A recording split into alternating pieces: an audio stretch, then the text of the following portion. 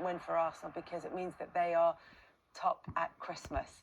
They came through a really difficult test against Everton. Is this a new look, Arsenal, do you think? Look, that's a massive win because that was a tough game tonight. They've obviously took that moment of madness, scored the goal, stayed in front.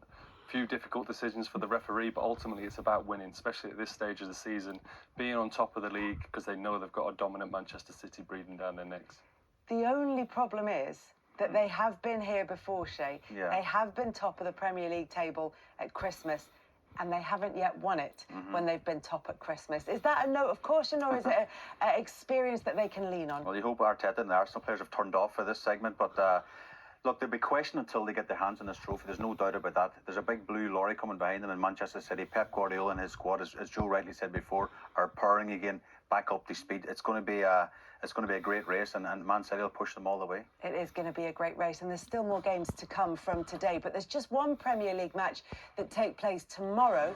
Manchester United go to inform Aston Villa. You can listen to live commentary on 5 Live and BBC Sounds.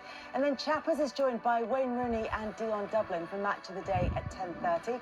That's on BBC One and on iPlayer. Also on iPlayer, check out the new Mo Salah documentary. And there's live tennis on the 26th of December. Arina Sabalenka takes on Nick Kyrgios in the Battle of the Sexes. And remember, no matter what your festive schedule is, easy to say, this Match of the Day and all the others over Christmas and New Year will be available on BBC iPlayer.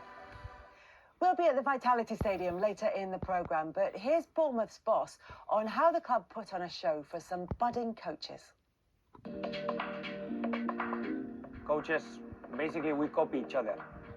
Maybe take one exercise or the dynamism of the session, and it's what we do.